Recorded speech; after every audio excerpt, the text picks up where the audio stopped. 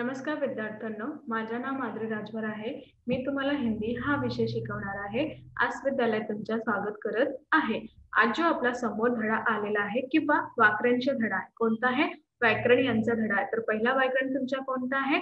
संज्ञा. कोणता आहे? संज्ञा. आणि या धड्याचा हा पहिला सीझन आहे. तर चला बघूया संज्ञामध्ये आपण काय पाहणार किंवा काय करणार आहे. तर चला बघूया. बघा, संज्ञा काय आहे तुमचा ते आपण आता पाहणार आहे. वर्णों का ऐसा समूह जिसका निश्चित अर्थ होता है. पहिले आपण व्याकरण काय आहे किंवा हे बघणार. त्याबद्दल आपण कोणकोणतं व्याकरण कशाबद्दल आहे आणि त्यानंतर आपण संज्ञा काय आहे हे बघणार आहे. कळलं? हो. बघा, वर्णों का ऐसा समूह, वर्ण यांचा असा समूह निश्चित अर्थ होता है, त्यांचा निश्चित अर्थ होऊन जात आहे. उस शब्द कहते हैं, त्यांना आपण काय म्हणतात? शब्द असंही म्हणतात. क धन म धन ल बराबर कमल. तर याप्रमाणे क धन म धन ल बराबर कमल यह शब्द है, क्योंकि इसका अर्थ है म क म धन क धन ल मकल, कारण की यांचा अर्थ है मकल. तर यह शब्द नहीं है, या शब्द नाही आहे, क्योंकि इसका अर्थ नहीं है, कारण की यांचा काहीही अर्थ नाही आहे. त्याबद्दल हा एक अर्थ नाही आहे. तर ज्या शब्दाचा अर्थ निघते किंवा निघून जाते त्यांना आपण अर्थ असंही म्हणतं किंवा शब्द असंही म्हणतं. तर याप्रमाणे असं दिलेलं आहे. आता आपण पाहणार आहे की शब्द यांचा भेद. काय पाहणार आहे? शब्द यांचा भेद. बघा, इथं दोन प्रकार दिलेला आहे शब्द यांचा भेद. पहिला आहे विकारी, ज्यांना आपण सव्यय म्हणतात, आणि दुसरा आहे तुमचा अविकारी, ज्यांना आपण अव्यय असंही म्हणतात. बघा, विकारी म्हणजे काय काय येणार ते आपण पाहणार आहे. बघा, संज्ञा, सर्वनाम, विशेषण, क्रिया हा कोणता आहे? विकारी म्हणजे सव्यय आहे.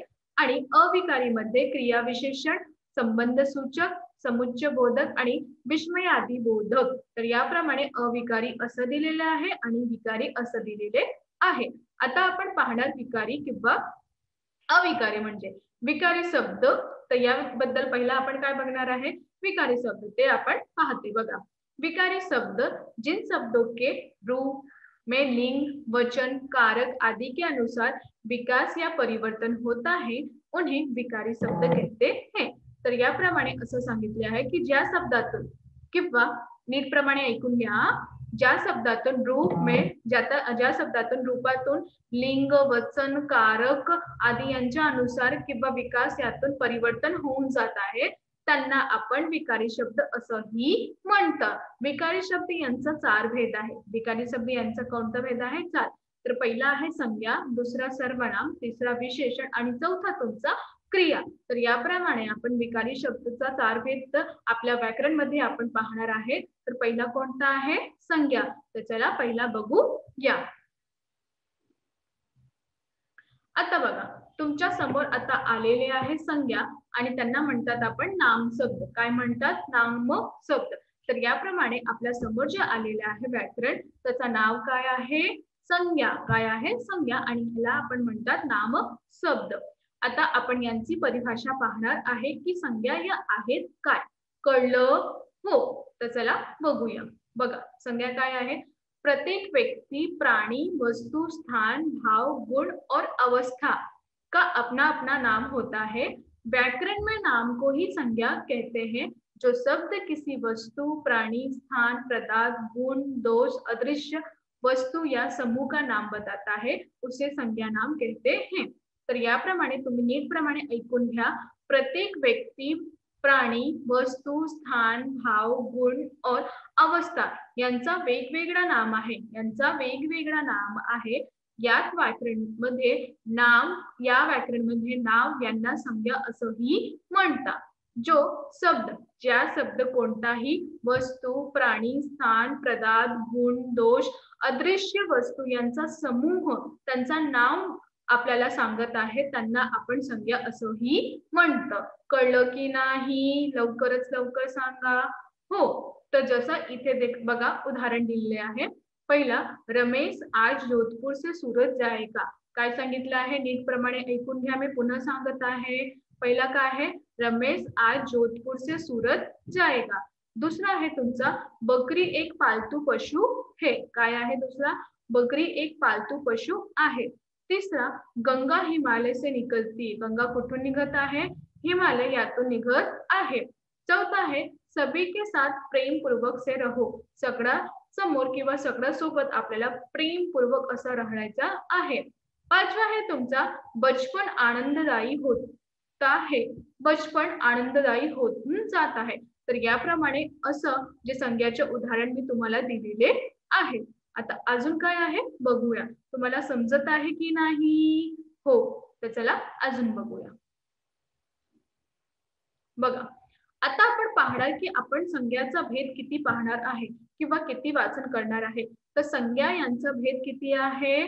5 आहे. किती आहे? 5. तर चला बघूया कोणकोणता आहे. तर पहिला कोणता आहे तुमच्या? व्यक्तिवाचक संज्ञा. पहिला कोणता आहे? व्यक्तिवाचक संज्ञा. दुसरा आहे तुमच्या जातीवाचक संज्ञा. तिसरा आहे तुमच्या भाववाचक संज्ञा आणि चौथा आहे तुमचा द्रव्यवाचक संज्ञा आणि पाचवा आहे तुमच्या समूहवाचक संज्ञा. तर याप्रमाणे आपण संज्ञाचा किती भेद पाहणार आहे? आपण संज्ञाचे 5 भेद पाहणार आहे. तर चला बघूया. बघा, आता तुमच्या समोर आलेला आहे पहिला, ज्यांचं नाव आहे व्यक्तिवाचक संज्ञा. काय आहे तिचं नाव? व्यक्तिवाचक संज्ञा. तर चला यांचं पहिले परिभाषा किंवा उदाहरण बघणार आहे. तर पहिला आपण बघणार आहे परिभाषा यांची. जिन शब्दों से किसी विशेष व्यक्ति, विशेष प्राणी, विशेष स्थान, विशेष वस्तु का पता चलता है उन्हें व्यक्तिवाचक संज्ञा कहते हैं. नीट प्रमाणे ऐकून घ्या. ज्या संज्ञाचे शब्दाचा कोणताही विशेष व्यक्ती, विशेष प्राणी, विशेष स्थान या विशेष वस्तू यांचा आपल्याला जाणून जाणार किंवा पता चालत आहे त्यांना आपण व्यक्तिवाचक संज्ञा असंही म्हणतो. कळलं? हो. जसं बघा इथं उदाहरण दिलेलं आहे. विशेष व्यक्तीचं नाव, विशेष व्यक्तीचं नाव जसे छत्रपती शिवाजी बाबा, साहेब आंबेडकर, महाराणा प्रताप, मदर टेरेसा, बाबा आमटे, नेताजी सुभाषचंद्र बोस, सरदार वल्लभभाई पटेल, जवाहरलाल नेहरू, महात्मा गांधी. तर हा जे कोण आहे? विशेष व्यक्ती. आणि दुसरा यांचं विशेष स्थान बघा, मैसूर, त्रिवेंद्रम, लक्ष्मीनारायण मंदिर, लाल किल्ला, ताजमहल, प्रयाग, शिमला इत्यादी. तर याप्रमाणे हा विशेष स्थान आहे. आणि विशेष वस्तूचं नाम बघा, किताब, हॉकी, फुटबॉल इत्यादी.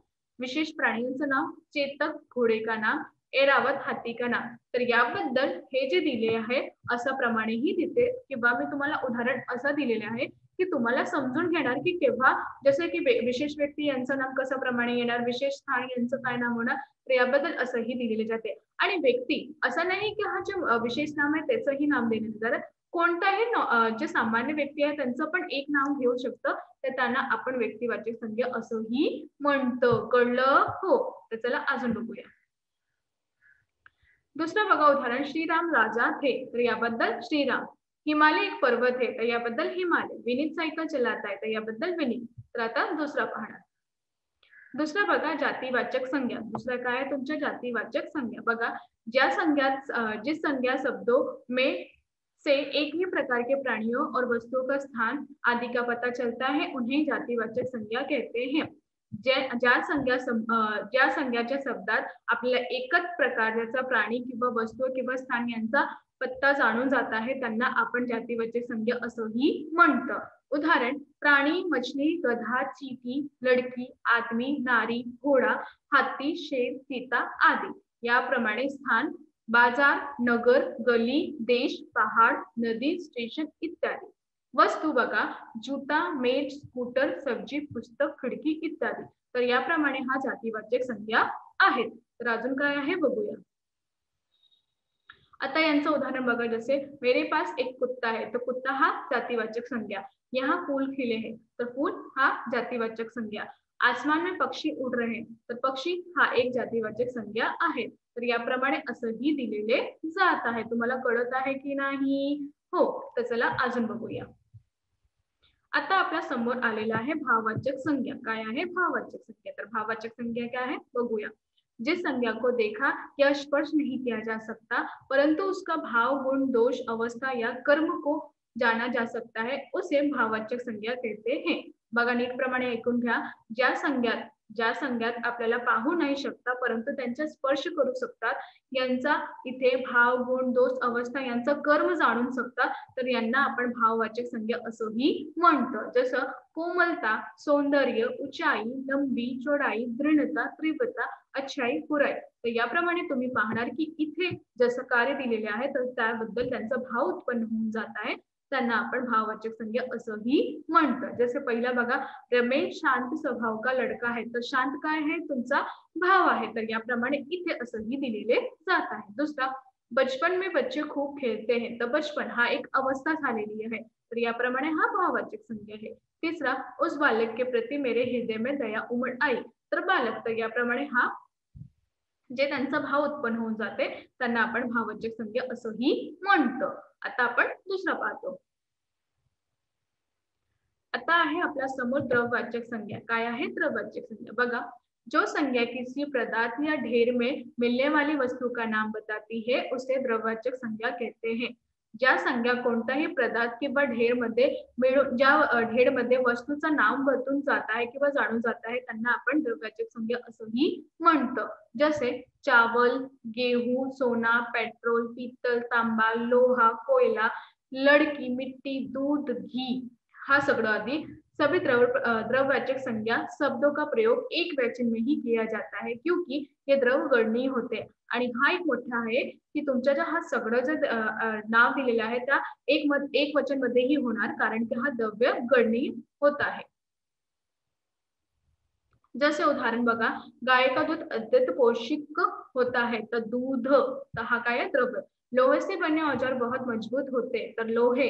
पाणी ही जीवन है, तर पाणी, तर याप्रमाणे हा द्रव्यवाचक संज्ञा आहे. तर अजून काय आहे बघूया.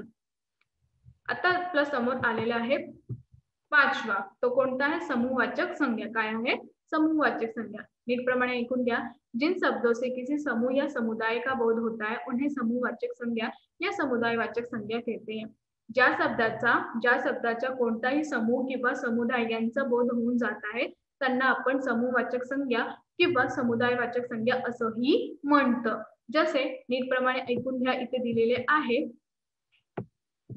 अंगूर का गुच्छा, मनुष्य का परिवार, अनाज का ढेर, ताश की गड्डी, मधुमक्खियों का झुंड, धनिया की गड्डी, कक्षा, भीड़, सेना, पुलिस, जत्था, लुकड़ी, दल, टोपी, पार्टी आदि इन सभी शब्द समूह को इकाई के रूप में प्रकट करने के कारण एक वचन प्रयुक्त किया जाता है.